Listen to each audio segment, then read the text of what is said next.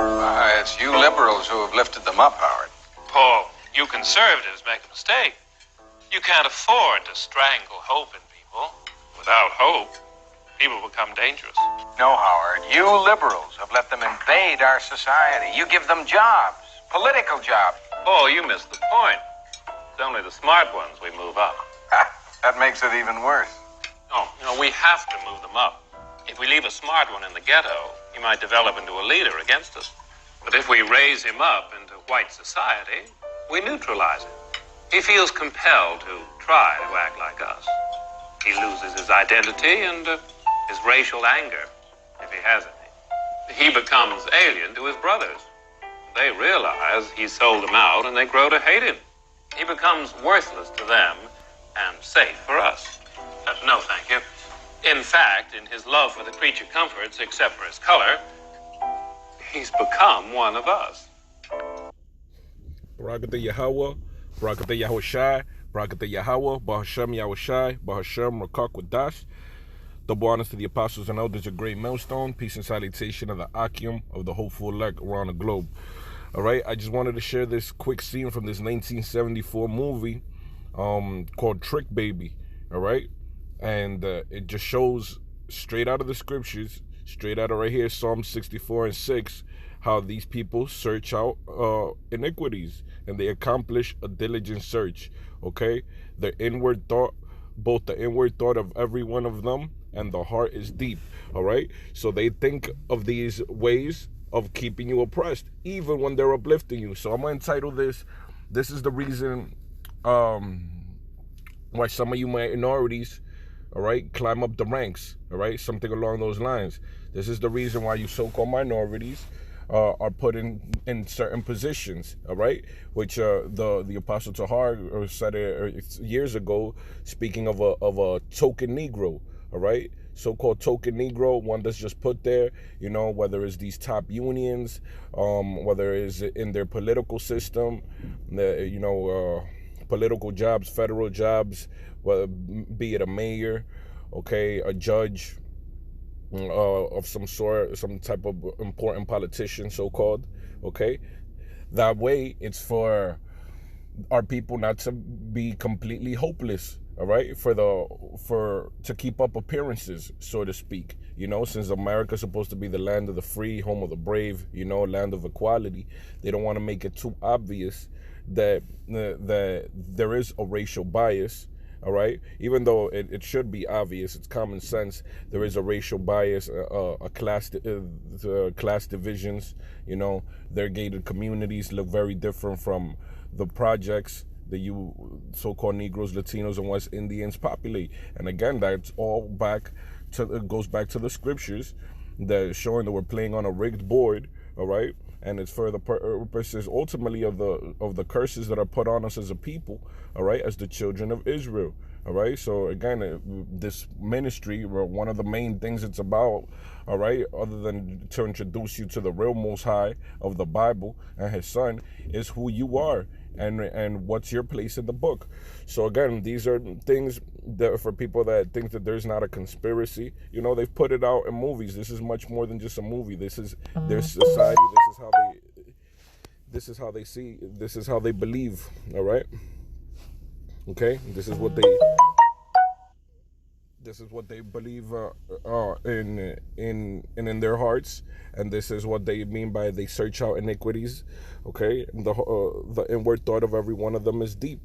Okay, because when they put you in a certain position, all right, is to not have you be just completely hopeless. All right, for you to want to climb up the ranks, also pull you out the ghetto because they see that you may have a little bit of a brain, but let's indoctrinate that brain. All right, that's why they don't feed us doctrine. They don't supply us with the bread of life. All right, this word, knowledge, wisdom, and understanding, uncorrupted, unadulterated.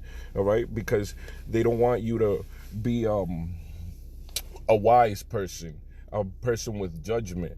They want you to be an indoctrinated sheep to move whithersoever they will. Okay,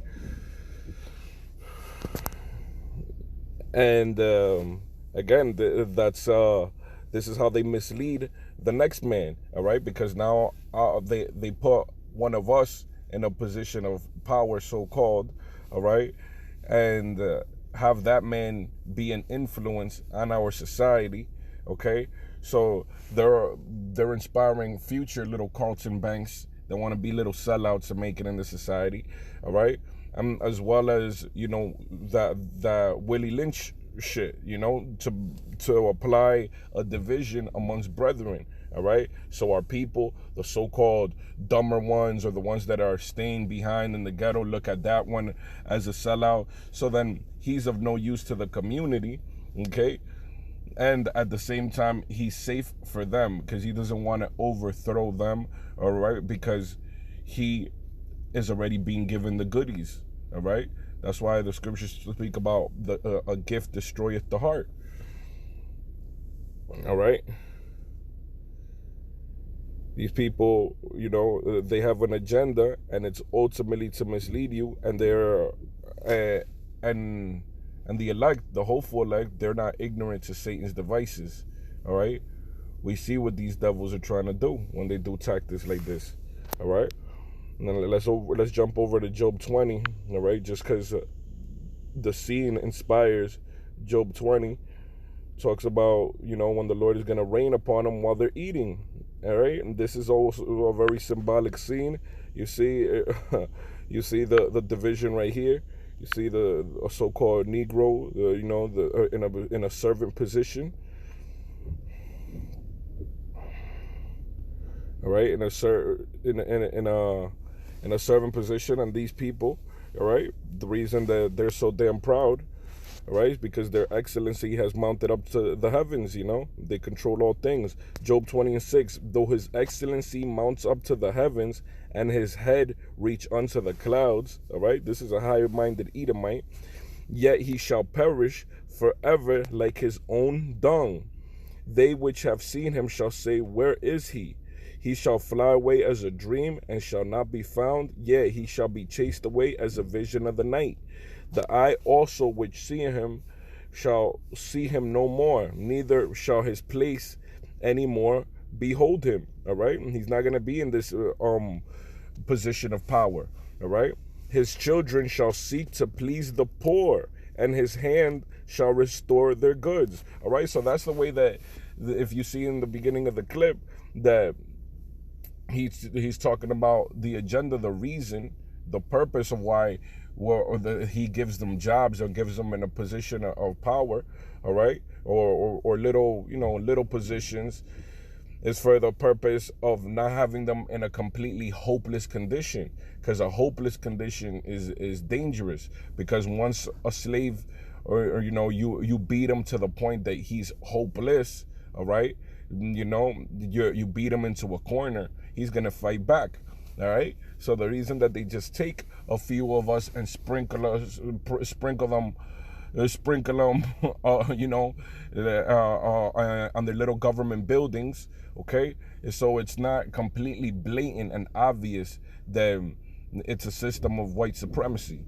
Okay, so now they have you coming in and out the courthouse with your little briefcase and your little suit and tie, all right, just to be the token Negro, all right, to look like, you know, this is not a racially divided society, all right? And it all goes back to the devil being the deceiver that he is, all right? So his children shall seek to please the poor, and his hands shall restore their goods. That's why you see Biden hiring, you know, to his cabinet a whole bunch of so-called Negroes, Negro women. They have the so-called Negro woman, you know, being judges, all right? But that's all for the purpose of the destruction of the so-called black man, all right? Because that's the white man's hound dog right there that he lets loose, okay? So that's why these women, they have that hatred for the Israelite man primarily, and that's in the scriptures. That's Deuteronomy 28:56, you know, how their eyes shall be evil towards their husband and their children, okay? His children shall seek to please the poor, and his hands shall restore their goods. His bones are full of the sins of his youth, which shall lie down with him in the dust. The sins of his youth going all the way back to even Cain, being the murderer that he is. Though wickedness be sweet in his mouth, though he hide it under his tongue, all right? Because you see, this is a conversation they have amongst their own, all right? And they have two simple-minded house niggas here that they're not gonna give it a second thought or bat an eye to their conversation, all right? They're just happy to be working in master's house. Though wickedness be sweet in his mouth, though he hide it under his tongue, though he spare it and forsake it not, but keep it still within his mouth, all right? That's that hatred going back to Cain, all right? Same way that Esau wanted to slay his brother Jacob, okay? That's that hatred, that perpetual hatred they've always had for us, okay? So even when this devil's trying to do something nice to you or nice for you, you have to question why. Yet his meat in his bowels is turned. It is the gall of asps within him. He hath swallowed down riches, and he shall vomit them up again. God shall cast them out of his belly. All right? So you see them eating good. They're in a position of power. Our people that trust in oppression want to be buddy-buddy with him. All right? But the scriptures say that though hand join in hand, the wicked shall not go unpunished. All right? So it's not in your own best interest to be a house nigga, to go along to get along with Esau society, go along and try to take this mark of the beast and his jabs and succumb to all his demands, all right? Because it's ultimately going to be for your destruction. And it's all bells and whistles and incentives and little rewards and goodies and gifts that are going to not only destroy the heart, all right, your mind, body, and soul and spirit, okay? And you are going to be fit for destruction, all right, on the day of judgment, as it is written in Revelation, all right? 14th chapter and several places throughout the book that talks about that wrath and indignation is going to come upon that wrath and indignation is going to come upon the people that take the mark of the beast and succumb to the beast and worship the beast, all right? So we're coming to the time that you're going to have to exhibit great faith, all right? And that knowledge, wisdom, and understanding is what's going to fuel that great faith. All right, so because it's gonna be easier said than done to reject this devil and his draconian laws. Okay. Lucky I'm driving. All right, so let's get another precept real quick. Wicked men among our people. All right, Jeremiah 5:26. All right, because we got to be very careful with these token Negroes and what they're pushing. You know, these top celebrities, these people that look like us. You know, like you see the narrative. They're saying that the number one scientist or doctor on board, you know, to develop this jab was a so-called African American woman. You know, that's again them seeking to please the poor, appeal to us. You know, but make the narrative look like, you know, it's for us, by us. All right, but it's not. These devils have always set a trap and used our people to do it. Jeremiah 5:26, for among my people are found wicked men. They lay wait as he that setteth snares. They set a trap. They catch men. All right, so amongst our own people, all right, being used by a devil like this, all right, to be an image, to be a face, to be a deception, all right, is just to set us up for the trap, all right? They've always had so-called house niggas, you know, Uncle Toms, Uncle Juans, right? The so-called tantos, the sold-out, even so native Indians that they would have backdoor deals with the so-called Europeans to set up people from their own tribes, to set up villages, okay? There has always been rats and snitches and wicked men, as the scriptures say, amongst us, all right? So we are to be careful, you know, don't fall for the okie doke. Always keep your integrity, you know. You don't want to be a blood-sucking lawyer, how they showed it in The Devil's Advocate. You know, you'll win every case, okay, if the devil's with you, all right? But then you're going to be getting those riches unjustly gotten, you know, letting off murderers, you know, defending these top names, you know, probably because they got a check for you. That's why you see a lot of the celebrities of our people, you know, like Taraji, whatever. We were speaking about that bitch from Empire, from Hustle and Flow.